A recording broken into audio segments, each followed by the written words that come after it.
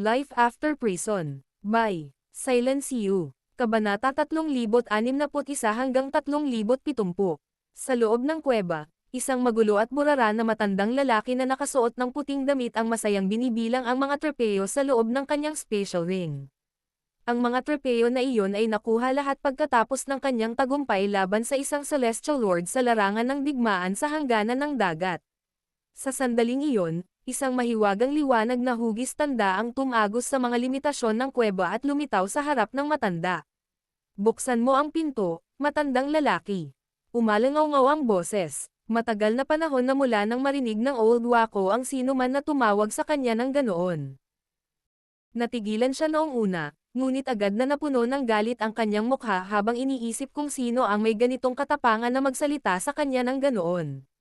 Nang malapit na siyang magkaroon ng aneurysm, naramdaman niyang pamilyar ang boses sa token, na parang narinig na niya ito dati.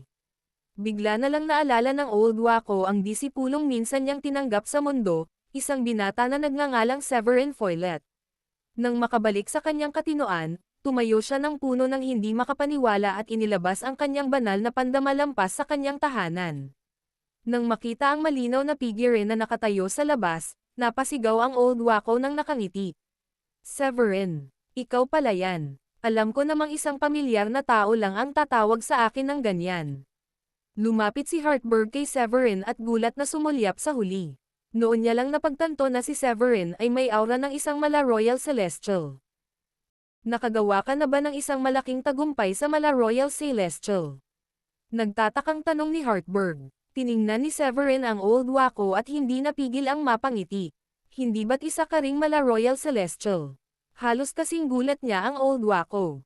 Nang unang pumasok si Severin sa Blue Realm ilang taon na ang nakalilipas, nalaman niya agad mula sa Starry Sky Battle Space na ang Old Wako ay naging immortal at partikular na naglagay ng isang patak ng True Immortal Essence at dugo doon, kunwari matapos planuhin ang darating na araw.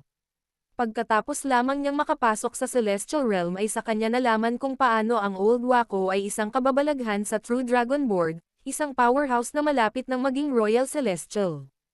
Labis na nagulat si Severin nang malaman niya ang balita. Napahawak si Hartberg sa kanyang ulo dahil sa kahihiyan at mabilis na sinabi.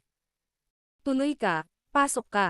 Matapos hilahin si Severin papasok sa kuweba, kumuha siya ng 2 tasa ng mainit na tsaa at iniabot ang isa kay Severin. Pagkatapos ay dahan-dahan niyang sinimulang inumin ang sa kanya habang nagkukwento. Nabigla ako sa iyong kapalaran noong una kitang makita, at tila napatunayang totoo ang nakita ko noon. Sa loob lamang ng mahigit 10 taon, ikaw ay naging isang mala Royal Celestial. Isa kang tunay na mahiwaga, isang kakaibang nilalang, kung gugustuhin mo. Ang walang humpay na papuri ng Old Wako ay pumikit ng mga mata ni Severin, na halos kainin lahat ng sinabi ng matanda. Paano mo nahulaan na kukunin ko ang patak ng True Immortal na dugo mula sa Starry Sky Battle Space? Tanong ni Severin. Hinimas ng Old Wako ang kanyang ilong at nakangiting sinabi. Ikaw ang aking alagad. Sino pa ba iyon kung hindi ikaw? Ang kanyang tila pag-aatubili na ibunyag ang katotohanan ang nagudyok kay Severin na umiwas na magtanong pa. May kutob siyang may itinatago sa kanya ang Old Wako, kaya agad niyang iniba ang usapan at nagtanong tungkol sa sitwasyon sa hangganan ng dagat. Siya nga pala, inutusan ng mga Royal Celestial ang lahat ng mga kababalaghan mula sa mga pangunahing puwersa at pamilya sa buong 9 Heavens and 10 Lands na tumulong. Matagal ka nang nananatili sa hangganan ng dagat, kaya alam mo ba kung ano ang nangyayari dito? Pagkatapos ng ilang sandaling katahimikan, itinaas ni Hartberg ang kanyang kamay upang maglagay ng harang sa kanilang dalawa at dahan-dahang nagsalita. Kamakailan lang ay pinakilos ng mga extraterrestrial na nakakulong sa Devil Realm ang kanilang mga tropa, at maging ang mga mala Royal Celestial ay ipinadala upang harapin sila. Natatakot ako na hindi magtatagal at tatawid ang kanilang mga Royal Celestial sa hangganan ng dagat at papasok sa Celestial Realm. Magdudulot ito ng kapahamakan para sa Celestial Realm. Nabalitaan ko rin na may lilito na marka ng puso sa langit malapit sa hangganan ng dagat, at iyon ang pangunahing dahilan kung bakit nagpatawag ang mga Royal Celestial. Biglang nanigas ang mga mata ni Severin sa gulat. Sa paglitaw ng mga marka ng puso sa langit, hindi nakakapagtaka na ang mga Royal Celestial na iyon ay gagawa ng isang mahalagang hakbang. Isa itong banal na artifact, Kung tutusin, isa na nagtatago ng sikreto ng orihinal na espasyo ng Blue Celestial Realm. Nanigas ang puso ni Severin sa napagtantong iyon. Siya rin ay nagtataglay ng isang piraso ng marka ng puso sa langit. Kung sakaling malaman ng publiko ang ganitong impormasyon, walang alinlang ang maaakit nito ang atensyon ng ilang Royal Celestial. Sa sandaling iyon, palihim niyang ipinasya na itago ang mga marka ng puso sa langit. Matapos gugulin ang halos buong araw sa paggunita sa Old Waco, labis na natuwa si Severin habang paalis. Bago siya umalis, ipinaalam niya kay Old Waco kung saan siya at ang Longevity Alliance ay nanunuluyan at inanyayahan siyang sumama sa kanila. Gayunpaman, tumanggi ang matanda at nagpaalam lamang kay Severin ng may ngiti. Habang naglalaho ang figure ni Severin sa malayo, isang kislap ng ginhawa ang bumalot sa ekspresyon ni Hartberg. Kalaunan ay bumulong siya sa kanyang sarili at sinabing, "Ang laki na ng iyong inunlad sa loob lamang ng 10 taon. Maaari ka bang maging kahalili ni Arman? O ang kanyang reinkarnasyon?" Bagamat ang Hartberg ay isang pangalan na kilala niya sa loob ng Celestial Realm, ang isa pa niyang pangalan, Magvani, ay isang kilalang figure sa Blue Celestial Realm noong unang panahon, isa siya sa 4 na Emperor. Hindi maiwasan ng Old Waco na makaramdam ng lungkot habang inaalala ang nakaraan. Kung hindi dahil sa pangyayaring iyon, maaaring nagawa niya sanang magtagumpay sa pagiging mala Celestial Regent. Ang 4 na Emperor ay pawang makapangyarihang mga figures sa pinakamataas na yugto ng mala Royal Celestial. Si Magvani ang pangalawa lamang sa Celestial Sovereign, at sa gayon ay pinangasiwaan ang mga kampanyang militar, ang pamamahala ng mga Celestial Bodies, at ang kapalaran ng dinastiya. Ipinakita sa kanya ni Arman ang malaking pabor dahil sa kanyang talento, at muntik na siyang maging isang mala Celestial Regent bilang resulta. Gayunpaman, ang pagsalakay ng mga extraterrestrial at ang kasunod na pagbagsak ng langit ay sumire sa kanyang mga mithiin. Napilitang magkatawang tao, kinailangan niyang dumaan sa libu-libong buhay bago matagumpay na bumalik mula sa ilog ng panahon. Kalaunan ay nakilala niya si Severin sa lupa, at kinuha niya si Severin bilang isang disipulo matapos matuklasan na ang kapalaran at kinabukasan ni Severin ay lubhang mahirap unawain.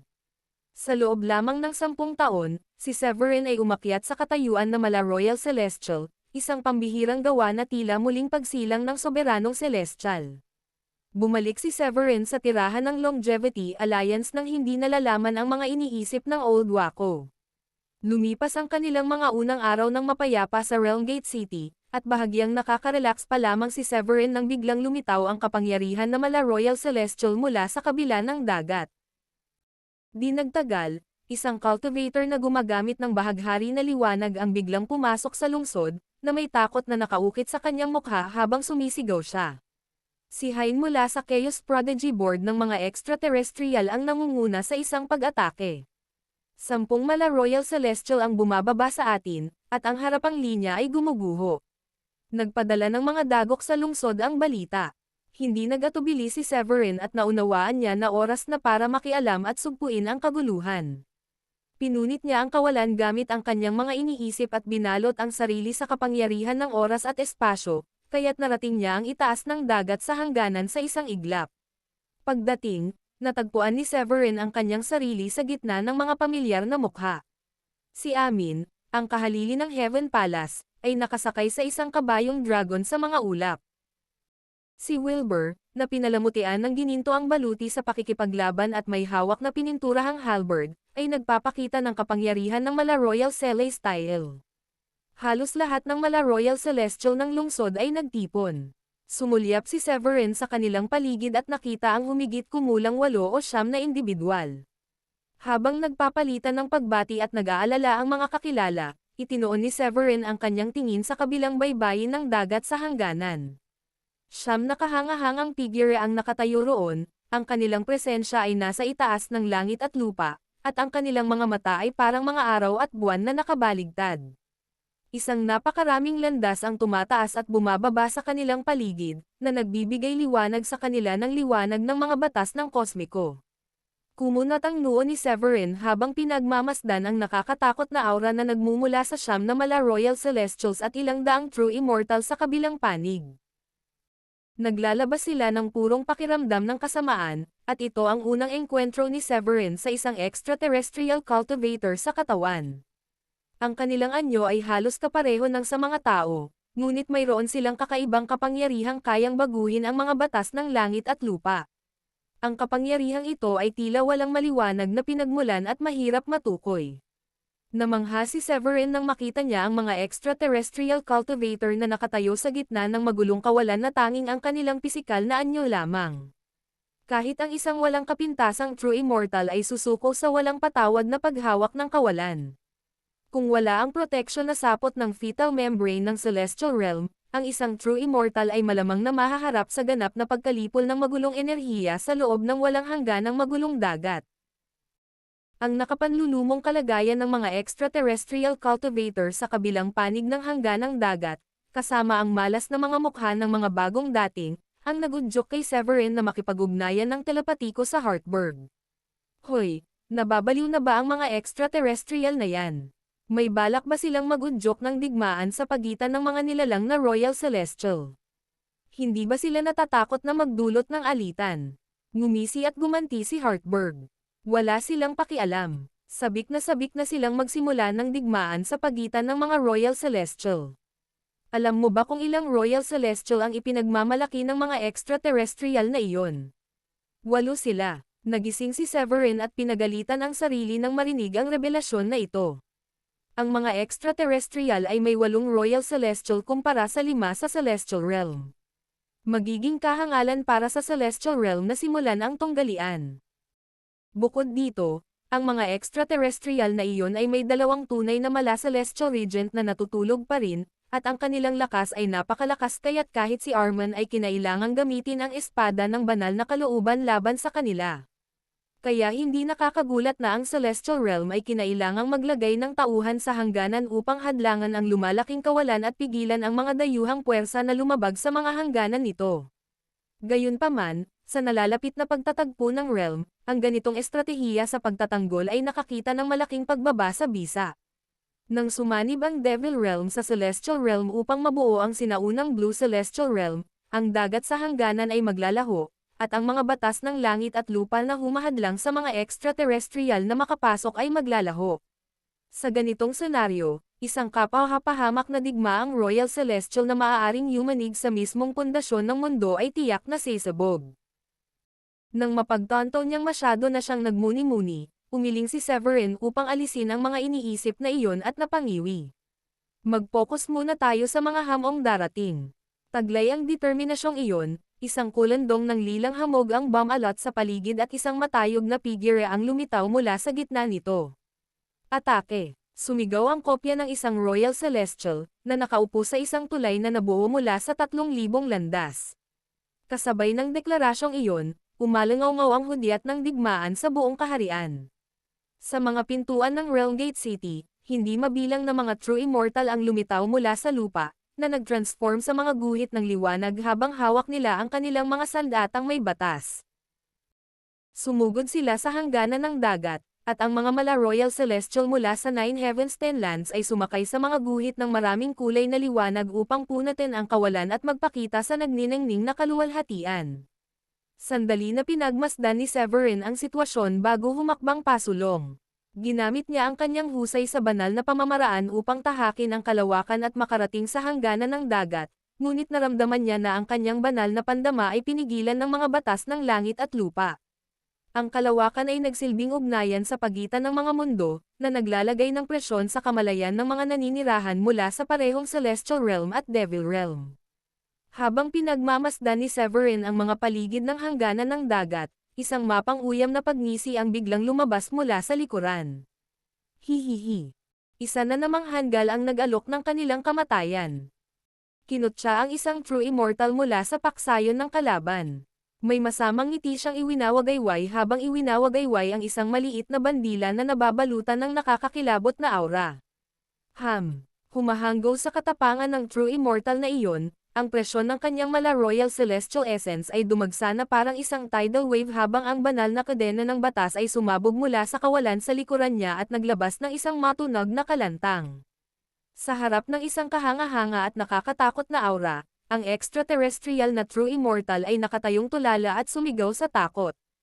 Isang mala Royal Celestial. Ang kanyang katawan, na may tibay ng isang immortal weapon, ay mabilis na naging palpo ng banal na kadena ng kaayusan ni Severin.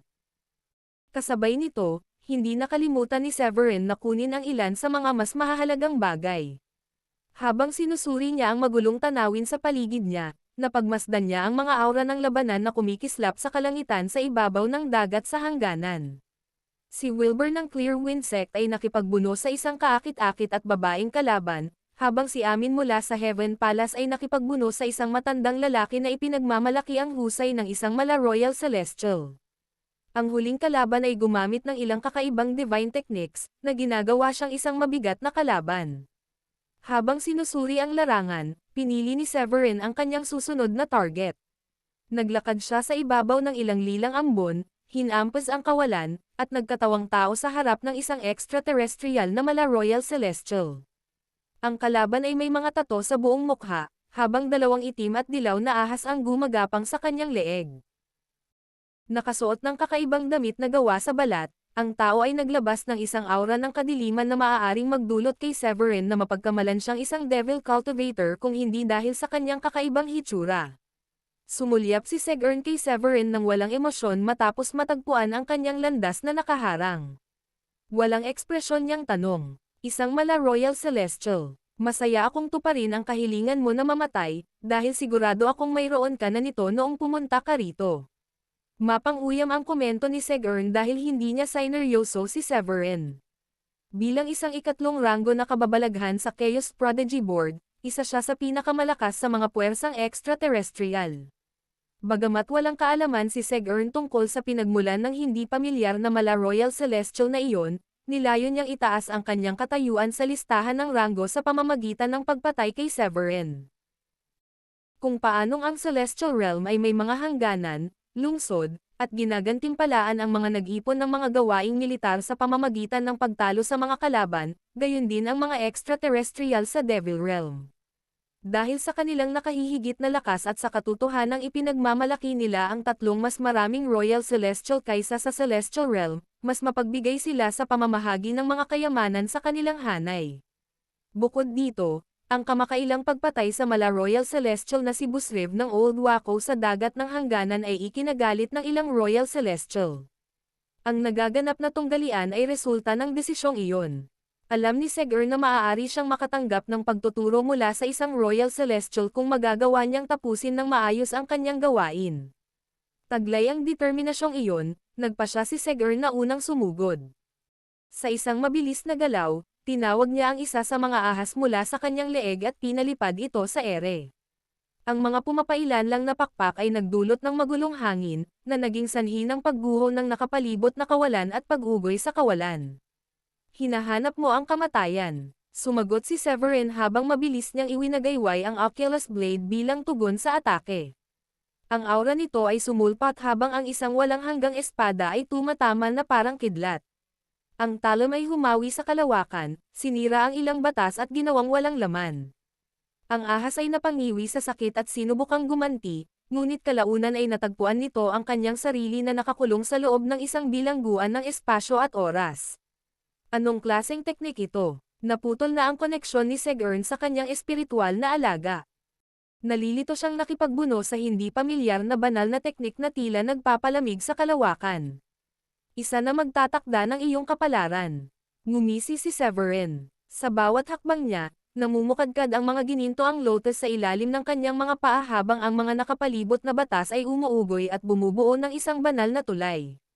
Gamit ang isang mahusay na galaw, itinaas ni Severin ang kanyang Oculus Blade at ginamit ang malawak na kapangyarihan ng kanyang panloob na mundo sa isang malakas na daluyong, na tuluyang pinigilan si Segerin. Bilang kanyang signature celestial weapon, pinunit nito ang kawalan at sinamantala ang isang butas sa mga depensa ni Segerin, tinamaan si Segerin ng may katumpakan. Bago pa man makareact si Segerin, naputol ang kanyang ulo nang bumagsak ang kanyang walang buhay na katawan sa karagatan sa ibaba. Habang nagwawakas ang mala Royal Celestial, nagluksa ang langit at lupa sa kanyang pagpanaw. Umalangaw-ngaw ang kulog sa hangganan ng dagat, at bumuhos ang ulan ng dugo.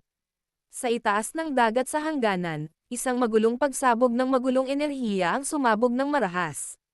Kasunod nito, tila may banal na puot habang nanginginig ang langit at dumadagandong ang kulog.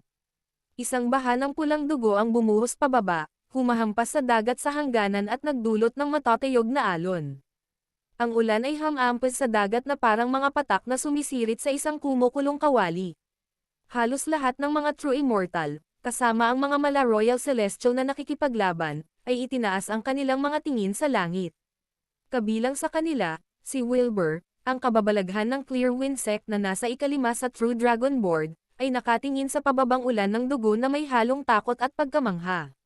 Nang inig ang kanyang anit, at bamulong siya sa kanyang sarili. Ngayon naiintindihan ko na kung paano mo nakamit ang pabor ng aming mga Royal Celestial. Halos hindi mo nailabas ang iyong buong lakas noong huling beses na hinarap mo si Robin. Batid ni Wilbur ang kahangahangang husay ni Severin bilang kababalaghan ng Blue Realm at ang taong tumalo kina Owen at Robin.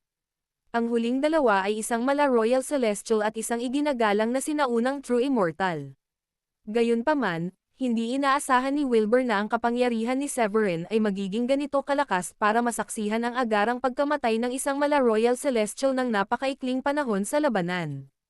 Total, ang isang mala Royal Celestial ay hindi dapat ituring na may lakas tulad ng sinumang ordinaryong True Immortal, sila ay mga piling cultivators sa isang klase nila.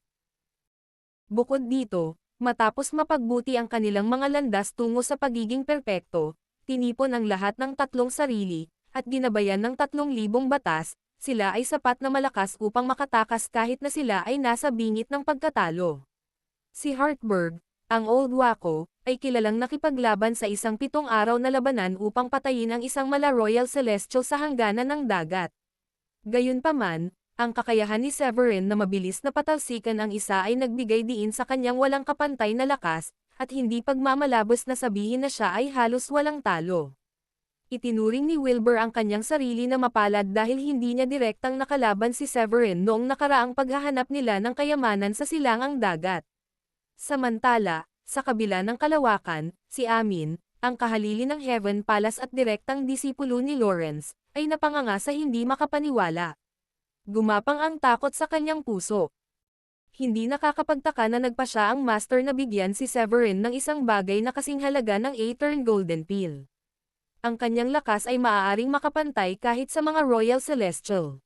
Nagpa siya si Amin na huwag nang sumalungat kay Severin sa hinaharap.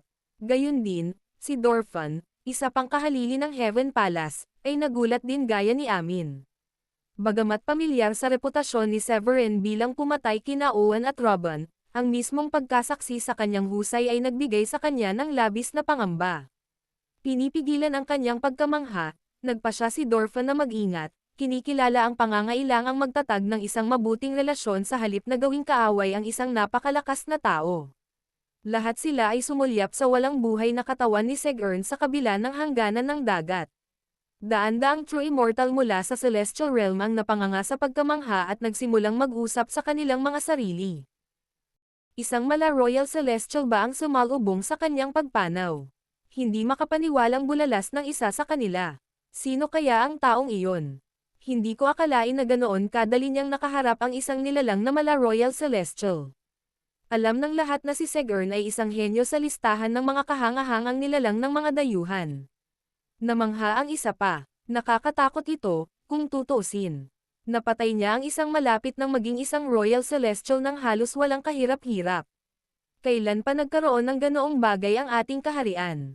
Nagmuni-muni sila, pinag-iisipan ang laki ng nagawa. Samantala, sa kabila ng hati, ang mga kalaban mula sa Devil Realm ay nababalot ng katahimikan. Kilala si Segern bilang isang henyo sa hanay ng kanyang mga kapatid, na may hawak na prestihiyosong posisyon sa nangungunang tatlo. Ang ganitong ranggo ay refleksyon ng kanyang malaking lakas. Gayunpaman, bigla siyang natalo sa kamay ni Severin pagkatapos ng ilang palitan ng salita. Ang biglaang pagpapakita ng kanyang napakalakas na husay sa pakikipaglaban ay nag-iwan sa lahat ng naruroon na manhid at nalito, at maging ang Old Wako na naunang nakapatay sa isang kalaban ay sandaling natigilan ng masaksihan ang mabilis na pag-atake ni Severin sa isang mala Royal Celestial na nilalang. Nang makabawi ng kahinahunan, ngumiti siya at bumulalas. Magaling. Ang mga extraterrestrial cultivator ang unang nakabawi mula sa pagkabigla. Kabilang sa kanila ay nakatayo ang isang mala Royal Celestial na pinalamutian ng mga nakakatakot na sungay at isang aura na katulad ng sa isang demonyo. Ang cultivator ay naglabas ng walang hanggang madilim na enerhiya at sumulyap ng may masamang hangarin kay Severin. Babayaran mo ng buhay mo ang pagkamatay ni Segern. Hindi titigil ang aming Chaotic God Clan hanggat hindi nakakamit ang hustisya.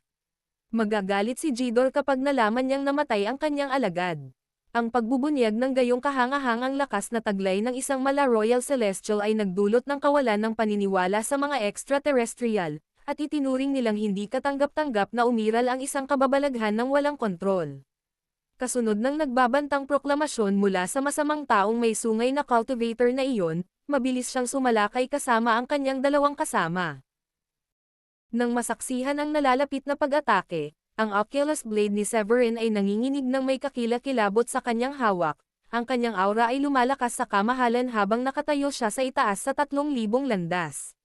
Sa loob ng hangganan ng Realmgate City, ang mga cultivator na nagpapahinga o nagpapagaling ay biglang sinakop ng isang primal na pag-agos ng pagkamangha, na parang ang mismong lupa at langit ay gumalaw sa loob ng kanilang mga kaluluwa. Ang mga langit mismo ay umugang ng kulog, at ang mga pulang patak ay umulan mula sa itaas.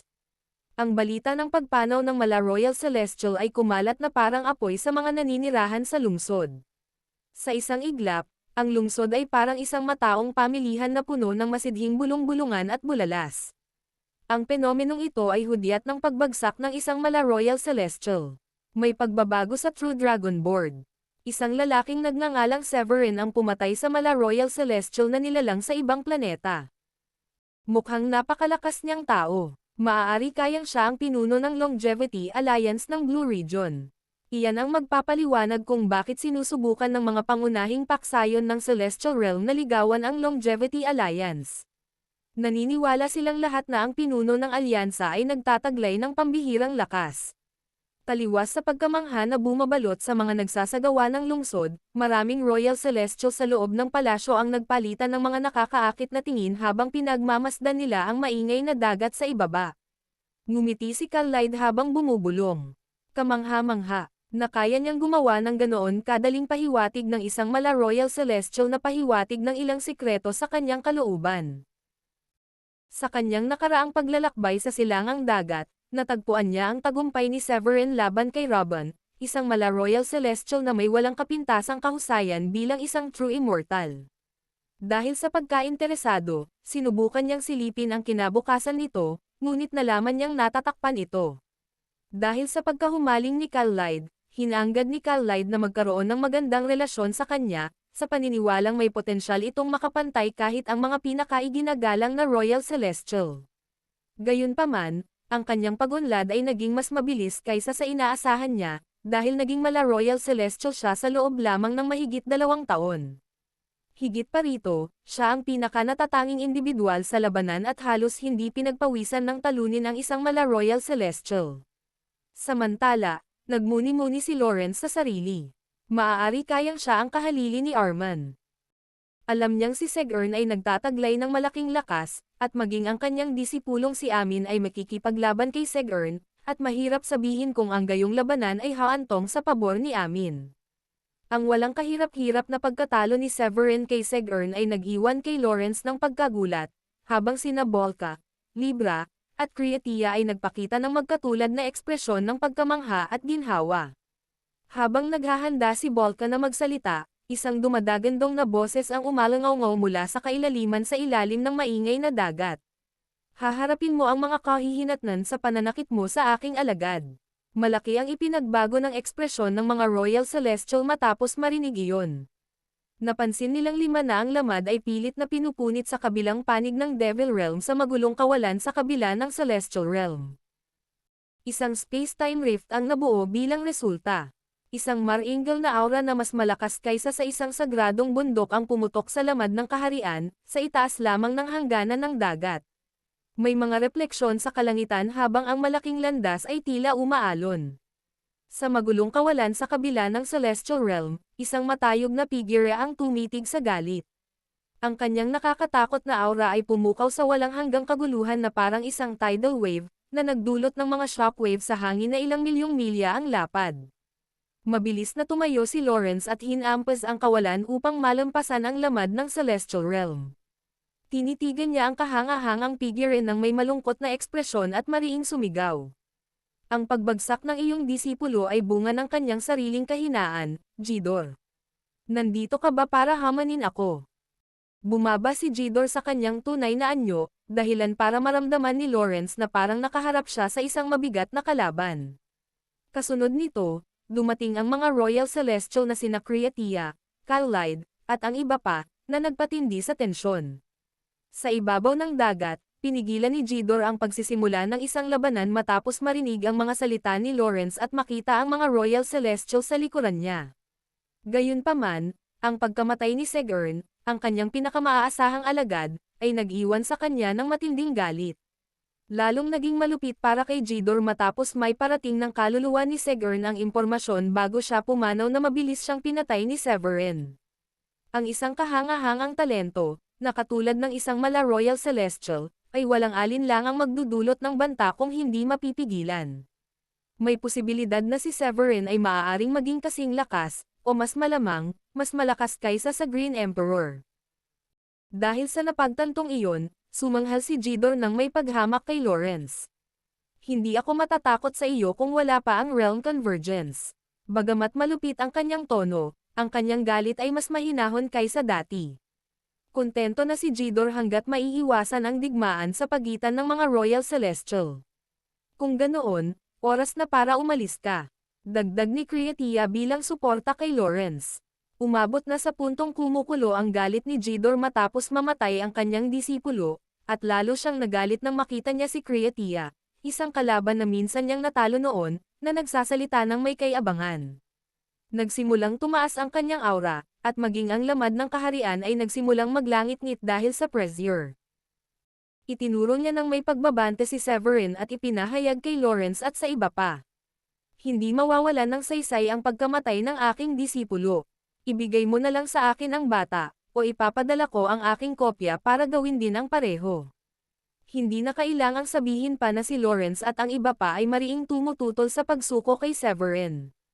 Ang ganitong aksyon ay maglalagay sa panganib sa kaligtasan ng lahat ng nasa Celestial Realm, dahil walang makakatulong na labanan ang pagsalakay ng mga dayuhan.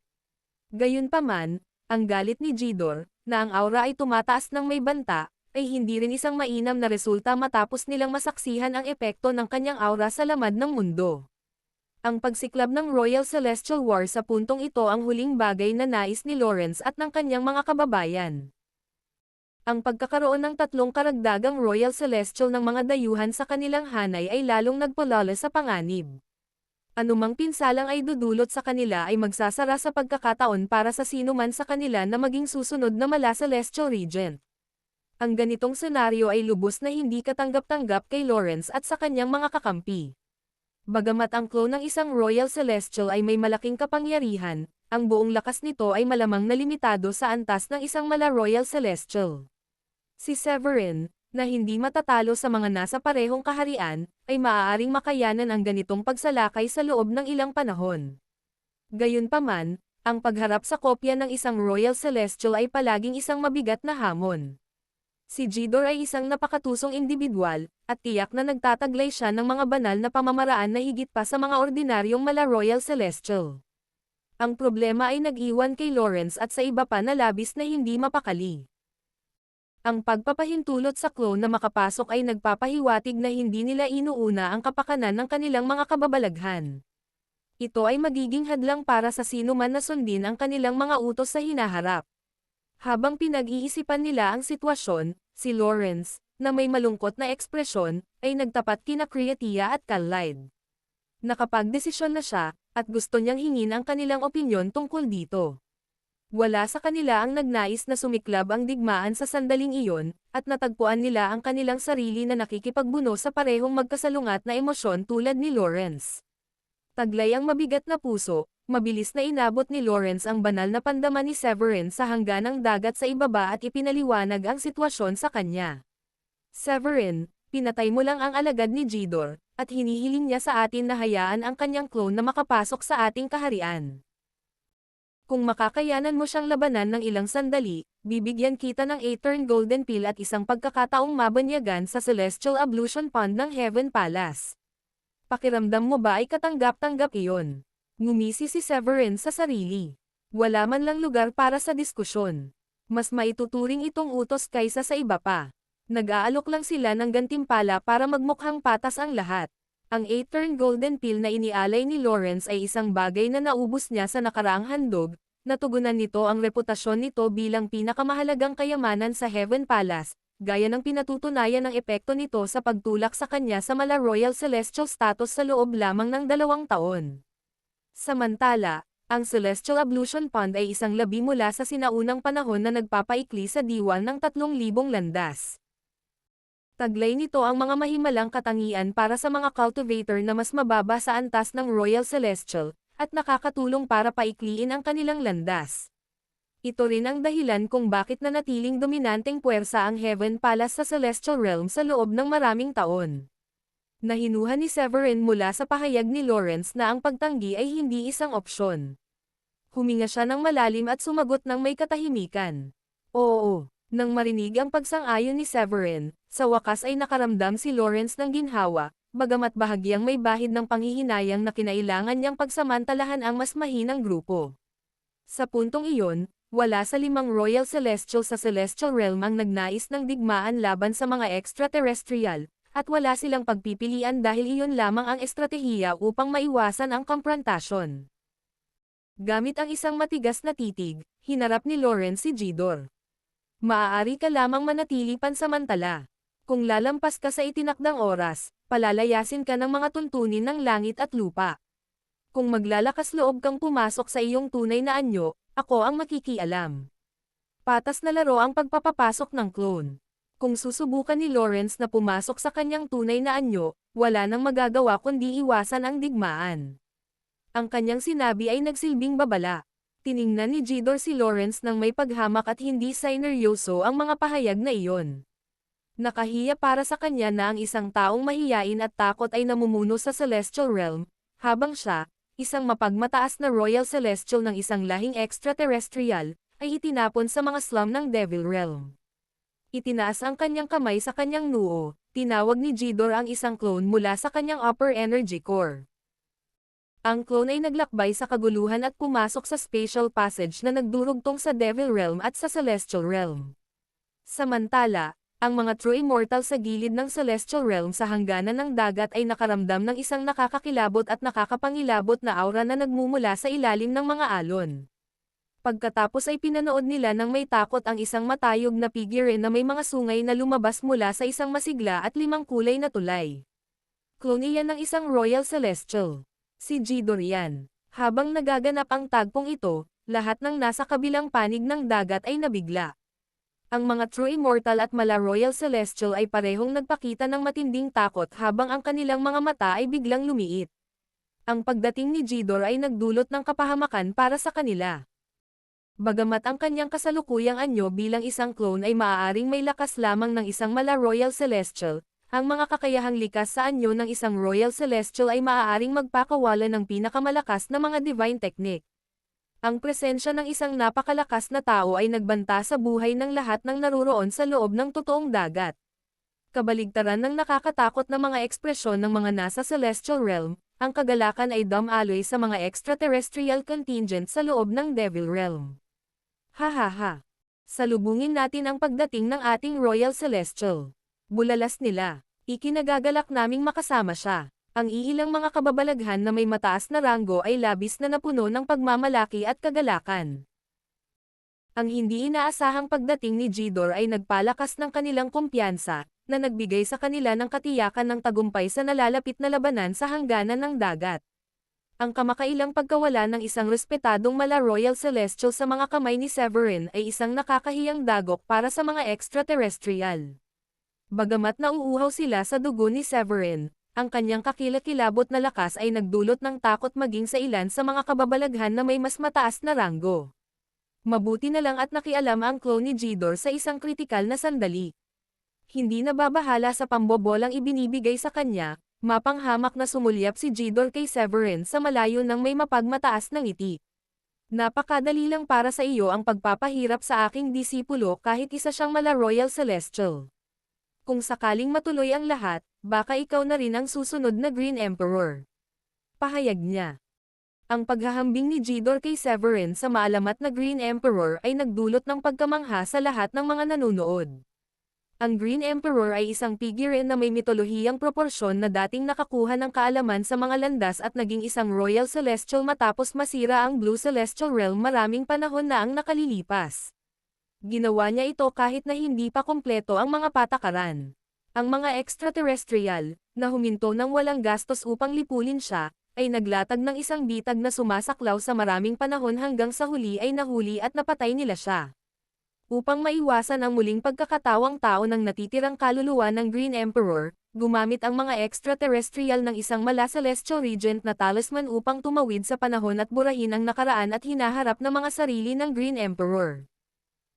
Nagulat ang mga tao nang marinig na si Severin ay inihahalin tulad sa isang maalamat na figure kahit na isa lamang siyang mala Royal Celestial. Pagkatapos ng pagkabigla na iyon ay dumating ang awa, dahil malamang na ginamit ni Jidor ang kanyang Royal Celestial na anyo na may layuning ipaghiganti ang pagkamatay ni Segern at patayin ang umuusbong na potensyal ni Severin bago siya mamulaklak bilang isa pang Green Emperor. Hindi papayagan ng lahing extraterrestrial na lumitaw ang ganitong banta sa loob ng Celestial Realm. Nanghihinayang lamang si Amin habang si Wilbur, isang disipulo ni Creatia, ay isinubsob ang kanyang mga daliri sa kanyang mga palad sa galit. Bilang disipulo ni Creatia, lubos na naunawaan ni Wilbur na ang anyo ni Jidor ay pinayagang makapasok sa lamad mula sa kabila ng Celestial Realm dahil sa isang kasunduan sa mga Royal Celestial.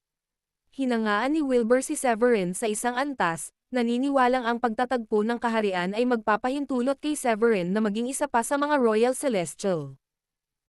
Gayunpaman, ang pagkabigo ng Celestial Realm na protektahan ang gayong talento at sa halip ay payagan ang isang extraterrestrial na Royal Celestial na basagin ang lamad ay nag-iwan sa kanya ng pagkadismaya at pagkabalisa. Samantala, pinagsama-sama ni Hartberg ang mga pahiwatig mula sa mga salita at nakakatakot na aura ni Jidor. Dahil walang paliwanag na dumating mula kay Lawrence at sa kanyang mga kasama, napagtanto ni Hartberg ang nakakabahalang katotohanan, palihim silang pumayag sa ganitong pagbabago ng mga pangyayari. Kasunod ng pagkaunawang iyon, palihim na inabot ni Hartberg ang espiritual na kamalayan ni Severin at mamulong ng may pagmamadali. Tumakas ka na. Unahin mo ang iyong kaligtasan. May plano ang mga Royal Celestial na iyon. Hindi man lang sila manalo laban sa Jidor, pero hinayaan pa rin nila siyang ipadala ang kanyang clone. Labis na nadismaya si Hartberg sa grupo ni Lawrence. Ngumiti ng mapait si Severin matapos matanggap ang payo ni Hartberg. Gayunpaman, sa halip na tumakas, nanatili siyang kalmado habang kalmadong nakatingin kay Jidor sa malayo. Pinahahalagahan ang iyong papuri, kamahalan. Casual niyang tugon. Pero hindi maibabalik ng mga papuri ang iyong disipulo. Wala siyang ibang dapat sisihin kundi ang kanyang sarili kung sakaling magkulang ang kanyang mga kakayahan. Nag-alab ang dibdib ni Jidor sa galit sa katapangan ni Severin, at ang kanyang ekspresyon ay namutla ng may nakakatakot na bahid.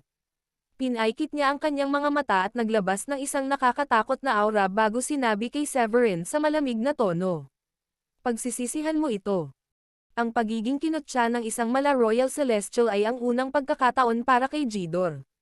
Walang anumang pag-aalinlangan, inilunsad niya ang kanyang sarili, at ang kanyang mala Royal Celestial na aura ay nagpakawala ng isang unos sa walang hanggang dagat. Kung gayon, mapahamak ka.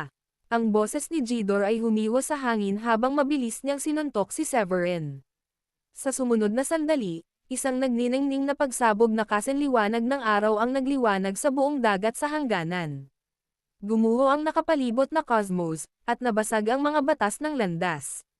Isang napakalaking kumikinang na kamao lamang ang nakita, at ito ay puno ng walang kapantay na kapangyarihan habang sumusugod ito patungo kay Severin na may puwersang sapat na kayang tumagos sa mga bituin. Ang sumunod na malakas na banggaan ay naging dahilan upang paliparin ang puso ni Severin. Mabilis siyang tumugon at iwinagayway ang Oculus Blade ng buong lakas. Ang talon ay puno ng isang mapanirang aura, na tumatama sa paparating na liwanag ng kamao.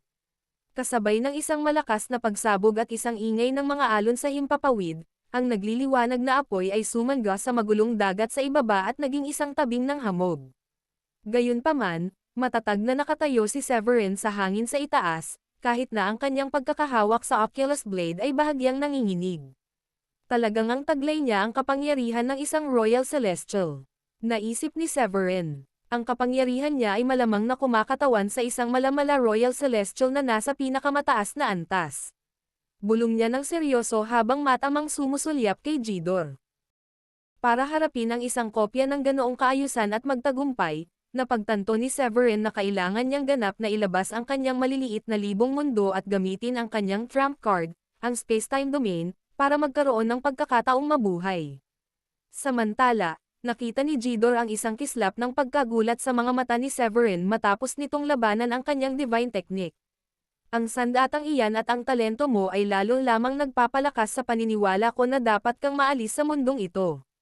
Naging malamig ang tingin ni Jidor habang sumusulong siya. Isang malakas na tunog ang naiwan sa kanyang likuran, at ang kanyang figure ay naging malabo. Nang makita iyon, agad na itinaas ni Severin ang Oculus Blade at nagpakawalan ng matatalas na sinag ng espada.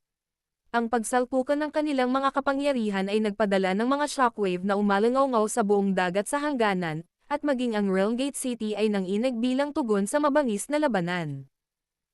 Habang nagaganap ang labanan, unti-unting nahuhulog si Severin sa kawalan sa ilalim ng walang humpay na pagtugis sa clone ni Jidor. Muntik na niyang naiwasan ang mga banal na pamamaraan ng Royal Celestial, na sinira ang hindi mabilang na kadena ng kaayusan sa kanyang desperadong pagsisikap na mabuhay. Sa kabila ng dagat sa hangganan, ang mga true immortal at mala Royal Celestial ng Celestial Realm ay tanging awa lamang ang nasaksihan at naramdaman. Ang clone ng isang Royal Celestial ay maaaring may lakas lamang ng isang mala Royal Celestial, ngunit kahit ako ay hindi kayang tapatan nila. Naghinagpis ang isa. Ang clone na iyan ngayon ay ang dating anyo ni Jidor. May panghihinayang nadagdag ng isa pa. Nakakahiya. Sa wakas ay nagkaroon na ng isang henyo ang ating Celestial Realm na kayang maabot ang tugatog ng Green Emperor, ngunit maaaring maharap siya sa hindi inaasahang kamatayan matapos sumikat kamakailan lamang.